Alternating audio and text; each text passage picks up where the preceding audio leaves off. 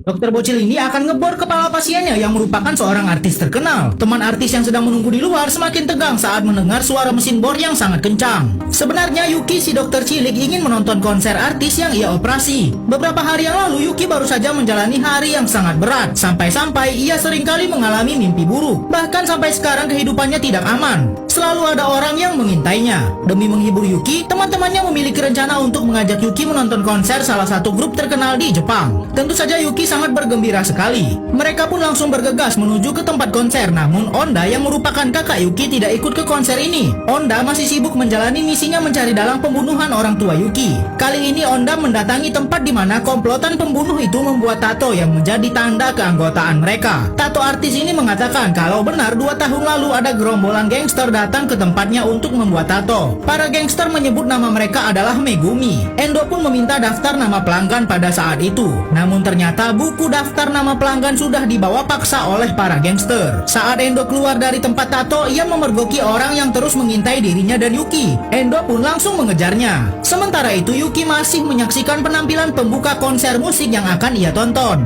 Inilah dia artis terkenal yang ditunggu-tunggu oleh Yuki. Tapi saat latihan, salah satu personilnya mengalami masalah dengan kepalanya. Anggota band lainnya sudah meminta Andi untuk beristirahat sejenak. Namun Andi tetap memaksakan dirinya. Sambil sempoyongan, Andi masuk ke toilet untuk meminum obatnya. Namun obat itu malah terjatuh dan Andi tidak sadarkan diri di dalam toilet itu dan tidak ada yang menyadarinya. Dokter cilik sedang memeriksa seorang artis yang tak sadarkan diri di sebuah toilet. Awalnya dokter cilik bersama para tim medis lainnya sedang asik menonton acara pembukaan konser artis terkenal. Namun panitia tiba-tiba menghentikan acara itu. Ternyata panitia memberitahukan kalau salah satu artis yang akan tampil menghilang. Perawat ini yang merupakan fans sejati tahu kalau artis yang hilang memiliki penyakit migrain parah. Mendengar itu, tim medis lainnya pun teringat sesuatu kalau ia pernah melihat sebuah obat migrain tingkat tinggi tergeletak di depan pintu toilet. Mereka pun langsung berlari menuju ke tempat obat itu berada. Dan benar, obat itu masih ada di sana. Dokter cilik mengatakan kalau obatnya sangat keras sekali.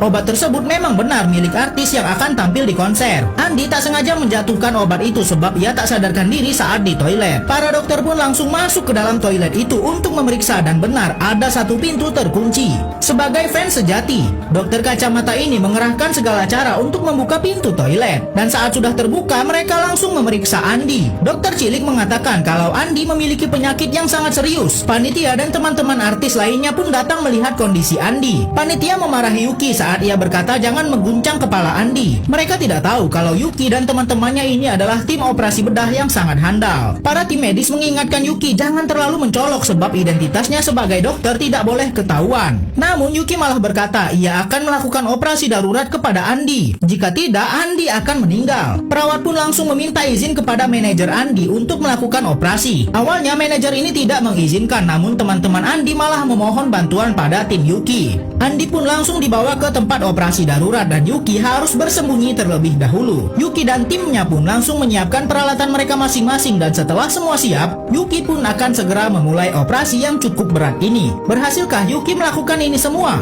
Dokter bocil sedang melakukan operasi darurat. Ia memasukkan sedotan ke dalam kepala pasiennya dan menggunakan sedotan itu untuk menguras cairan yang menyumbat otak pasiennya. Aksi Yuki benar-benar membuat tim medisnya kagum. Pasiennya pun mulai sadar, namun tiba-tiba pasien bernama Andi itu kejang-kejang. Yuki pun tampak berusaha tenang di tengah kondisi seperti ini. Setelah berpikir beberapa saat, Yuki menemukan masalahnya. Cairan yang dikeluarkan terlalu banyak sehingga membuat tumor di kepala Andi bereaksi kepada otak. Sehingga Yuki harus memasukkan kembali cairan itu ke dalam kepala Andi.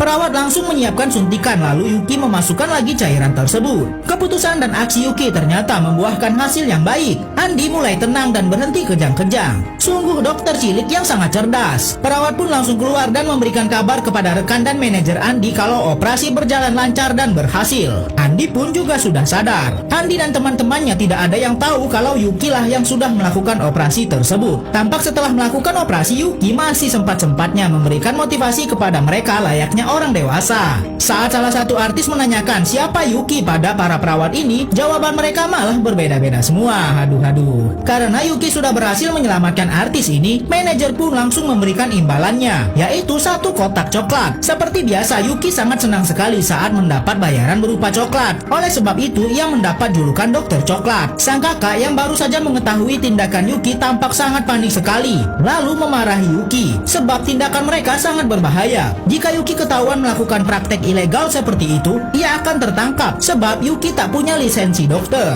Mereka seharusnya menjalankan operasi dengan sangat rahasia. Sang kakak ini tidak bisa terus-menerus bersama Yuki sebab ia